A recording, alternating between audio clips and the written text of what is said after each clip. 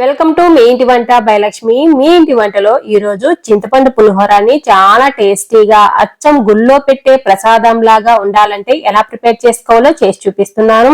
మీరు కూడా మీ ఇంట్లో తప్పకుండా ట్రై చేసి మీకు ఎలా వచ్చిందో కామెంట్ రూపంలో చెప్పడం అసలు మర్చిపోకండి. ఇక మనం లేట్ చేయకుండా వీడియోలోకి వెళ్ళిపోదాము. ముందుగా 100 గ్రాములు చింతపండు తీసుకుని నీళ్లు వేసేసుకుని 1 గంట సేపు నానబెట్టేసుకున్నాను. టైం లేదు అనుకునేటైతే 10 నిమిషాలు వేడి నీళ్లు వేసి కూడా నానబెట్టేసుకోవచ్చు. వేడి నీళ్ళలో అయితే తొందరగా నానిపోతుంది. నానిన తర్వాత ఇలా చింతపండు రసాన్ని తీసుకుని రెడీగా పెట్టేసుకోవాలి. లోపల ఉన్న పిప్పి మొత్తాన్ని పక్కకు తీసేస్తే సరిపోతుంది. ఇప్పుడు స్టవ్ మీద ఒక కడాయి పెట్టేసుకొని 1 టీ స్పూన్ పచ్చిశనగపప్పు, 1 టీ స్పూన్ మినపగుండ్లు, 1/2 టీ స్పూన్ ధనియాలు, 1/2 టీ స్పూన్ మెంతులు, 1/2 టీ స్పూన్ జీలకర్ర, 1/2 టీ స్పూన్ మిరియాలు, 1/2 టీ స్పూన్ వరకు ఆవాలు వేసుకొని మొత్తం కూడా డ్రై రోస్ట్ చేసుకోవాలి. ఎక్కడే కానీ మనము ఆయిల్ కానీ నెయ్యి కానీ వేయాల్సిన పని లేదు. 8 నుంచి 10 ఎండుమిరపకాయలు కూడా వేసుకొని డ్రై రోస్ట్ చేసుకోవాలి. చివరగా ఇంకా దించేస్తాం అన్నప్పుడు 1 టీ స్పూన్ నల్ల నువ్వులు కానీ తెల్ల నువ్వులు కానీ వేసుకోవచ్చు. నేనైతే ఇక్కడ తెల్ల నువ్వులు వేసుకొని చిటపడలాడేంత వరకు వేయించేసుకుని ఒక ప్లేట్ లో వేసి చల్లారించి ఇలా ఒక మిక్సీ జార్ లో వేసుకుని మెత్తగా పౌడర్ లాగా చేసుకోవాలి. ఇలా పౌడర్ చేసి వేసుకోవడం వల్ల అచ్చం గుళ్ళో పెట్టే ప్రసాదం లాగే ఉంటుంది ఈ పులిహోర. ఇప్పుడు స్టవ్ మీద ఒక కడాయి పెట్టేసుకుని 3 నుంచి 4 టేబుల్ స్పూన్ల వరకు పల్లీల నూనె కానీ నువ్వుల నూనె కానీ వేసుకోవచ్చు. నేను ఇది ఇక్కడ పల్లీల నూనె వేస్తున్నాను. ఆయిల్ బాగా వేడిన తర్వాత కొద్దిగా పల్లీలు అలాగే జీడిపప్పు కూడా వేసుకొని దోరగా వేయించేసుకొని ఒక ప్లేట్ లోకి తీసేసుకొని పులిహోర మొత్తం కలుపుకున్న తర్వాత చివరగా వేసి కలిపేసామంటే చాలా క్రిస్పీగా ఉంటాయి.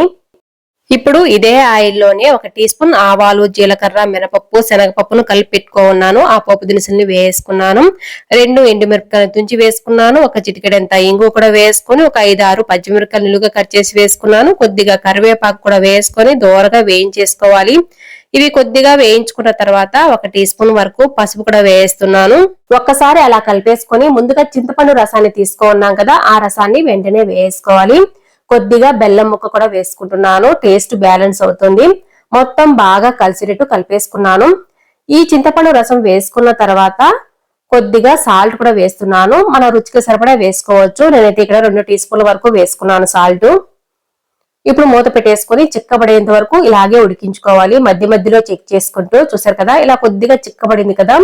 ఇలా చిక్కబడిన తర్వాత ముందుగా మనము మసాలాని రెడీగా పెట్టుకున్నాం కదా, వేయించి పొడి చేసి పెట్టుకున్నాం కదా మిక్సీ జార్లో వేసి, ఆ పౌడర్ ని ఇందులో వేసేస్తున్నాను. మనం కొద్దిగానే చేస్తున్నాం కాబట్టి ఆయిల్ కూడా తక్కువగా వేసి చేసుకున్నాము కాబట్టి ఇలా ఆయిల్ ఎక్కువగా తేలట్లేదు. మీరు ఎక్కువగా చేసుకున్నట్టయితే ఎక్కువ ఆయిల్ తేలేటట్టు చేసుకోవాలి. అప్పుడే ఎక్కువ రోజులు నిల్వ ఉంటుంది. ఇలా మొత్తం బాగా కలిపేసిన తర్వాత ఇంకొద్దిగా చిక్కబడుతుంది. ఇప్పుడు మధ్య మధ్యలో బాగా కలుపుకుంటూ ఉండాలి. వేసుకున్న ఆయిల్ అనేది సపరేట్ అవుతుంది. అప్పటి వరకు ఇలాగే కలుపుకుంటూ ఉండాలి. ఇలా ఆయిల్ సపరేట్ అయిన తర్వాత పక్కకు తీసేస్తే సరిపోతుంది. ఆయిల్ సపరేట్ అయింది కాబట్టి ఇప్పుడు స్టవ్ ఆఫ్ చేసి పక్కకు తీసేసుకుంటున్నాను.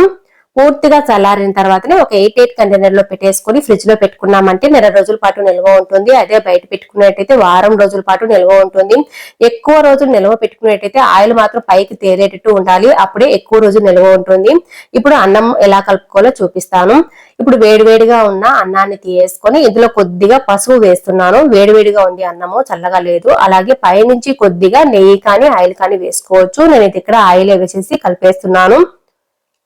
మొత్తం బాగా కలిసేటట్టు కలిపేసుకోవాలి. ఇలా కలుపుకున్న తర్వాత చింతపండు గుజ్జు రెడీగా పెట్టుకున్నాం కదా, ఈ చింతపండు గుజ్జు ఎంత కావాల్సి ఉంటే అంత వేసుకోవాలి. అన్నంలో కలిపేటప్పుడు అన్నం బాగా ముద్దగా ఉండాలి.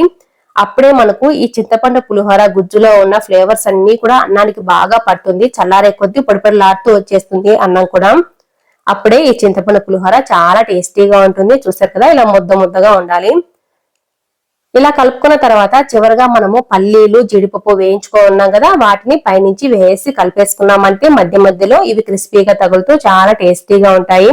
అంతేనండి, చాలా సింపుల్ గా చింతపండు పులిహోరని ఇంట్లోనే ప్రిపేర్ చేసుకున్నాం కదా, అచ్చం గుళ్ళో పెట్టే ప్రసాదం లాగే ఉంటుంది. తప్పకుండా ట్రై చేయండి. ఒక్కసారి చేసుకుంటే మళ్ళీ ఎప్పుడు చేసినా ఇలాగే ప్రిపేర్ చేసుకుంటారు.